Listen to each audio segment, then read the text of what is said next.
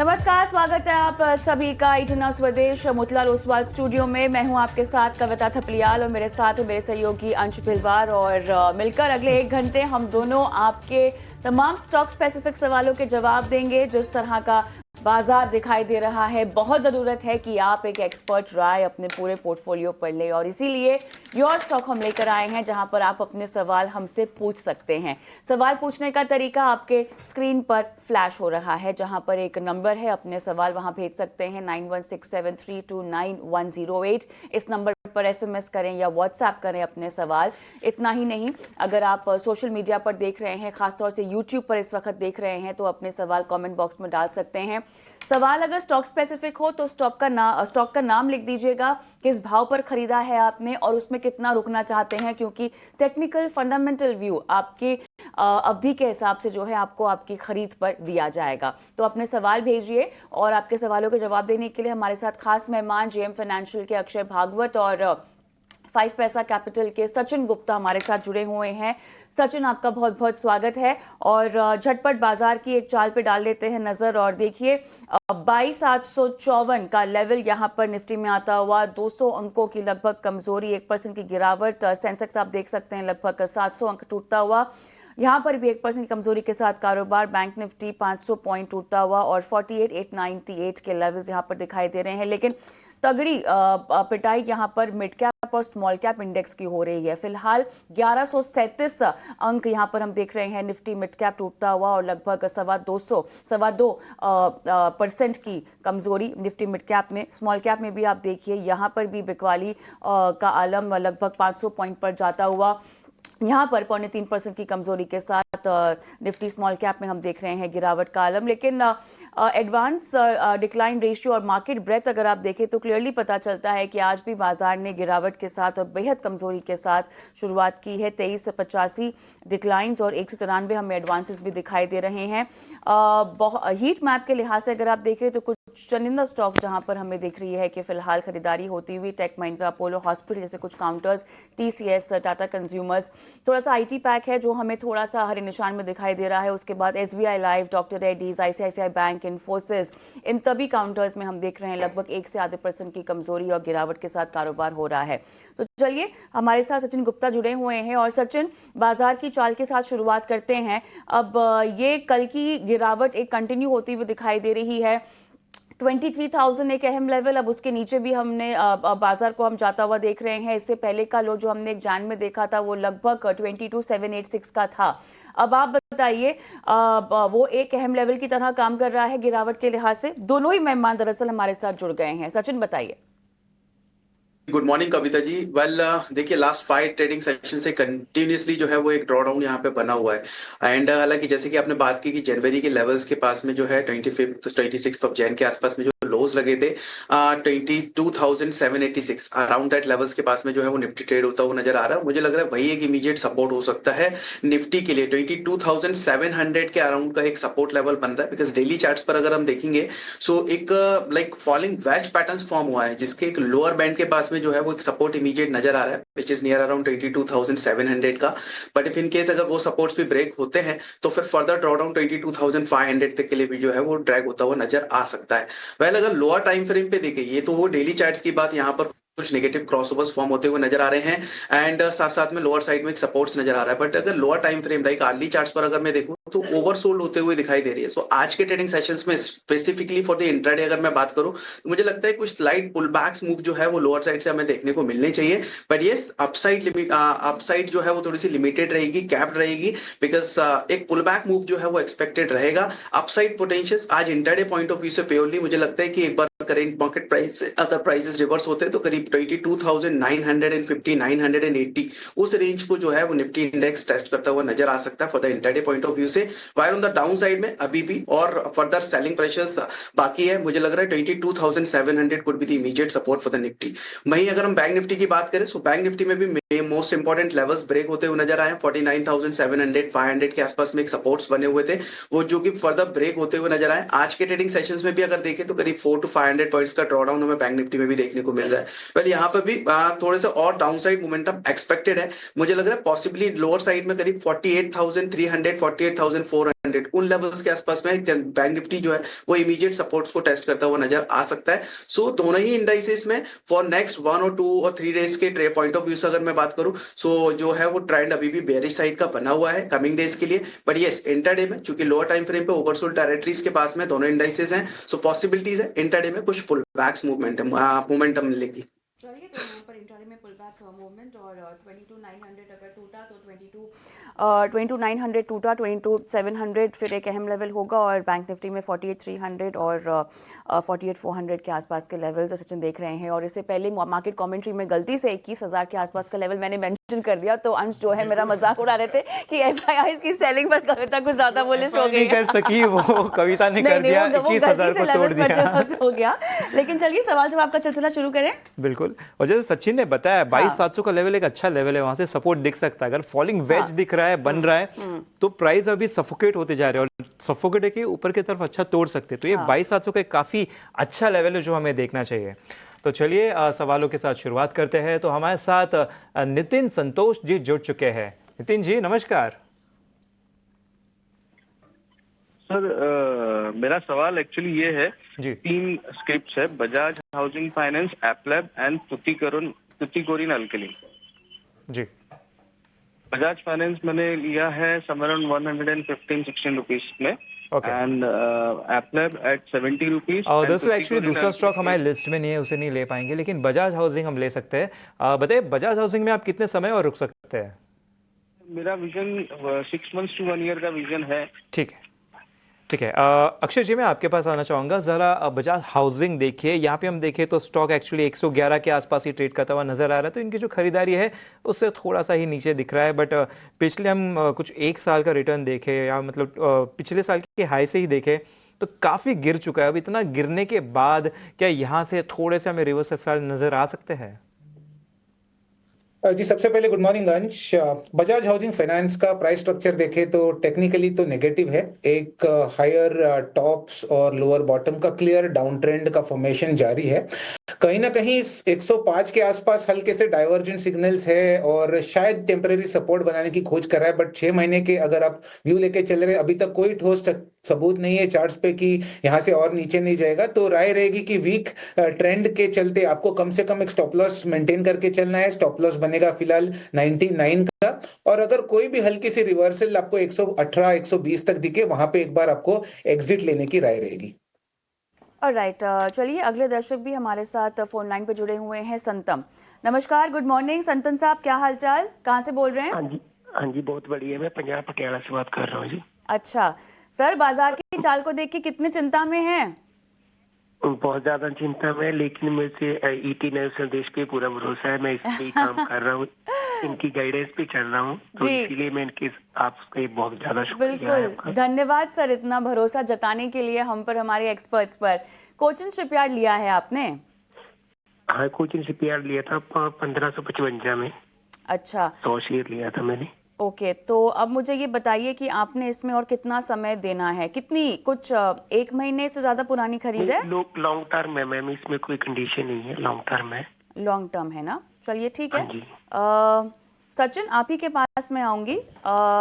देखिए यहाँ पर 1555 के इनके लेवल्स है, अब वहाँ से तो ये गिर गया है काउंटर। लेकिन अगर आप अब बता सकें इनको, 5 दिन में हमने देखा है कि ऑलमोस्ट जिस तरह का बाजार है 9.2% के आसपास की गिरावट हमने इसमें देख ली है। 1285 के लेवल्स है, लेकिन ये लंबी अवधि के लिए इसको रखना चाहते हैं, क्या आप इनको रेकमेंड करेंगे?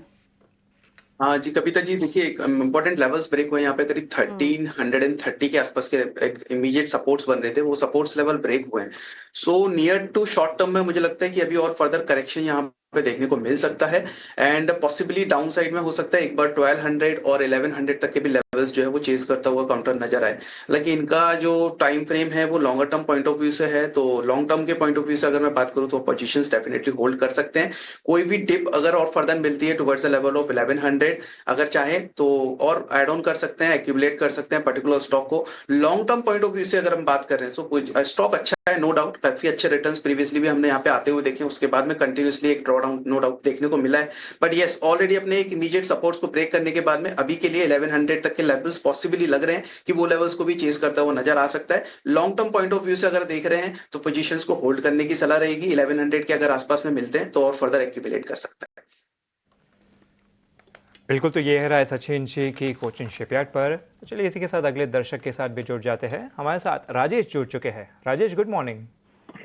मॉर्निंग जी, बताइए जी। मेरे पास दीपक नाइट्रेट और बीपीसीएल की दोनों की कॉल है। दीपक नाइट्रेट है 2400 की कॉल और बीपीसीएल की है 260 की कॉल। बहुत ज्यादा नीचे आ चुका है, क्या करा जाए? बीपीसीएल का वापस बता देंगे क्या लेवल है आपका? बीपीसीएल का 260 की कॉल है मेरे पास 10 रुपए पे। ओके, ठीक है, चलेगा। अक्षय जी, मैं आपके पास आना चाहूँगा। सर, दीपक नाइट्रेट देखिए, यहाँ पे हम देखें तो 2400 का कॉल ये शायद होल्ड कर रहे हैं। ऑप्शंस के इसमें इनका पोजीशन है शायद से। तो और यहाँ पे देखें तो स्टॉक उसके काफ़ी नीचे ट्रेड करता हुआ नज़र आ रहा है। और ये जो 2400 का लेवल है, हम देख रहे हैं कि ये जनवरी और फरवरी में यही लेवल है जहाँ से एक्चुअली ये स्टॉक ने बार बार रेजिस्टेंस लिया और फिर वहाँ से तोड़ता हुआ नीचे गया है। तो बताइए इसमें क्या राय बनती है, और साथ ही साथ बीपीसीएल पे भी बता दीजिए कि वहाँ पे टेक्निकली क्या नज़र आ रहा है। जी देखिए, सबसे पहले जो है निफ्टी काफी ओवरसोल्ड है और शायद ट्रेडिंग पुल बैक्स दिख जाए। अगर ये सक्सेसफुल हो तो बहुत सारे स्टॉक्स में आपको एक temporary relief pull back rally short term में देखने को मिल सकती है। सिमिलर व्यू है दीपक नाइट्रेट का, जो एक बहुत ही अहम सपोर्ट के आसपास चल रहा है अभी। तो ट्रेडिंग के लिहाज से एक हल्की सी पुल बैक मिल सकती है, पर सिंस अपने दर्शक ने कॉल के माध्यम से बाइंग का तरीका चुना है, तो कुछ बड़ी तेजी में आपकी प्रॉफिट निकलने की उम्मीद नहीं है। राय रहेगी कि स्टॉक 2250 या 2270, तो करंट रेट से 40 से 50 रुपए की उछाल में आपको ये कॉल ऑप्शन में एग्जिट लेना है। तो एग्जिट ही करना है, बट थोड़े से उछाल पे एग्जिट करना है। यहाँ पे आपका रिस्क कम हो जाएगा। दूसरी बात, बीपीसीएल की करें, यहाँ पे मैं पॉजिटिव हूँ, क्योंकि कहीं ना कहीं मुझे लगता है कि क्रूड ऑयल प्राइसेस में एक रिकवरी आएगी। बहुत सारे ऑयल मार्केटिंग कंपनीज के प्राइस स्ट्रक्चर में पॉजिटिव डाइवर्जेंस है और यहाँ से मैं इनमें एक अच्छी रिकवरी की उम्मीद कर रहा हूँ। तो बीपीसीएल 260 का कॉल है, 252 करंट मार्केट प्राइस है, तो ज्यादा आउट ऑफ द मनी नहीं है। राय है कि 265 या 270 तक भी ये एक्सपायरी तक टेस्ट कर सकता है, तो ये कॉल आप होल्ड करके चल सकते हैं। दीपक नाइट्रेट की कॉल आपको हल्की सी तेजी में एग्जिट करना है। बिल्कुल, दीपक नाइट्रेट के अगर यहाँ पे देखिए तो थोड़ी सी तेज़ी आएगी तो उसमें आप एग्जिट कर ले। लेकिन यहाँ पे बीपीसीएल पे अक्षय जी काफ़ी पॉजिटिव नज़र आ रहे हैं, क्योंकि क्रूड में एक रिकवरी आ सकती है, जिसके चलते स्टॉक में भी एक अच्छा मूव बनता हुआ नज़र आ सकता है। आप देख रहे हैं योर स्टॉक और हम दे रहे हैं आपके सवालों के जवाब। और ऐसे में हमारे साथ सावन गोस्वामी हमारे दर्शक फोन लाइन पर बने हुए हैं। नमस्कार, गुड मॉर्निंग। कहाँ से बोल रहे हैं सर आप? मैं गुजरात से बात कर रहा हूँ मैडम। ऑलराइट, बताइए आपने किस स्टॉक में खरीदारी कर रखी है सर? और मैंने मैक्रोटेक डेवलपर्स लोडा लिया हुआ है 1300 में लिया हुआ है 1000 क्वांटिटी। ओके, और अभी आप इसमें कितना रुकना चाहते हैं? अभी 4-5 महीना।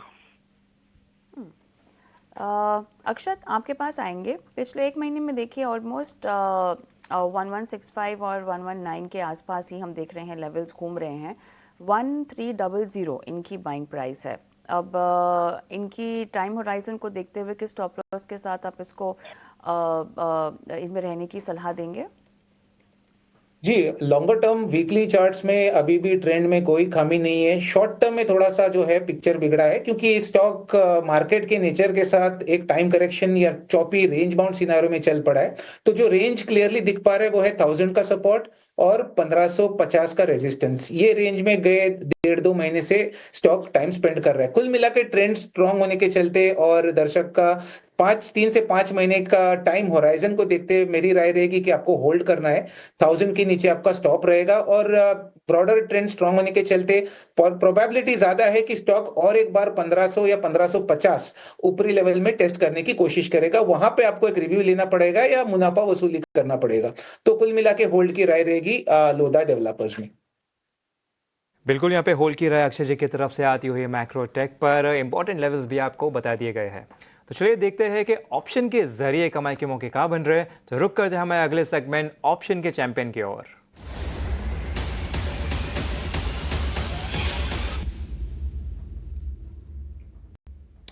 तो ऑप्शन के चैंपियन के रिकमेंडेशन बताने के लिए फिनवर्सिफाई से हमारे साथ ध्वनि पटेल जुड़ चुकी है। ध्वनि नमस्कार, अंश बात कर रहा हूँ।